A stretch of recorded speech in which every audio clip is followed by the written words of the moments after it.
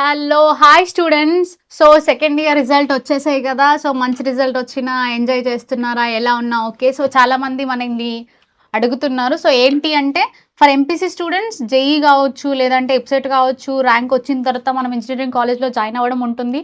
లేదు అంటే BiPC students వాళ్ళకి కావాల్సిన కోర్స్లో జాయిన్ అవుతారు.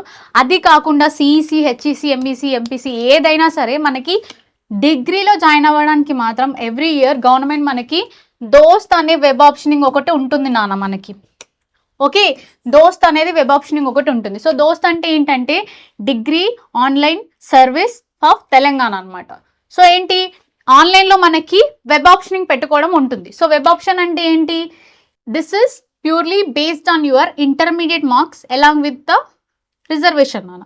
సో రిజర్వేషన్లో ఉన్న దాన్ని బేస్ చేసుకొని కావచ్చు, మీ ఇంటర్మీడియట్ మార్క్స్ని బేస్ చేసుకొని కావచ్చు, మనకి డిగ్రీలో సీట్స్ అనేవి అలాట్ అయి ఉంటాయి. సో దానికి మనం ఏం చేయాలి, అది మనకి ఫస్ట్, సెకండ్ అండ్ థర్డ్ 3 ఫేజెస్లో మనకి వెబ్ ఆప్షనింగ్ అనేది ఉంటుంది. సో ఫస్ట్ ఫేజ్లో రిజిస్ట్రేషన్ ఫీజు వచ్చేసి మనకి 200 ఉంటుంది. సో దాంట్లో అప్లై చేసిన తర్వాత ఏం చేయాలి అంటే మీకు కావాల్సిన కాలేజెస్ అండ్ కోర్సెస్ని ప్రియారిటీ బేసిస్లో మీరు ఆప్షన్స్ని వెబ్ ఆప్షన్స్ పెట్టుకోవాల్సింది ఉంటుంది. సో ఫస్ట్ ఫేజ్లో మీకు కనుక వెబ్ ఆప్షన్స్ మీరు చూస్ చేసుకున్న కాలేజ్ వస్తే you can directly join in that college. ఒకవేళ రాలేదు అంటే మళ్ళీ సెకండ్ ఫేజ్లో కూడా మళ్ళీ మీకు కావాల్సిన సేమ్ కాలేజ్ని మీరు వెబ్ ఆప్షన్స్ పెట్టుకోవాల్సి ఉంటుంది. So that you will get that. అది బేస్డ్ ఆన్ చెప్పాను కదా. So based on your intermediate marks and also along with the reservation ఉంటుంది. సో దానికోసం మీరు ఏం చేయాలి, సో మీకు కావాల్సిన డాక్యుమెంట్స్ ఏవైతే ఉంటాయో వాటిని along with the cost and income కూడా మనకి ఇంపార్టెంట్ నాన్న. సో అవన్నీ తీసుకొని వెబ్ ఆప్షన్స్ పెట్టుకోండి. ఇది వచ్చేసి మనకి ఏ రోజు స్టార్ట్ అవుతుందంటే 15th స్టార్ట్ అవుతుందన్న. ఓకే, 15th రోజు మనకి స్టార్టింగ్ డేట్ అనేది ఉంది రిజిస్ట్రేషన్ చేసుకోవడానికి. సో తర్వాత ఇప్పుడు ఫేజ్ 1 ఒకసారి, ఫేజ్ 2 ఒకసారి, ఫేజ్ 3 అలా 3 ఫేజెస్లో మనకి వెబ్ ఆప్షనింగ్స్ అనేది కౌన్సిలింగ్ జరుగుతుంది.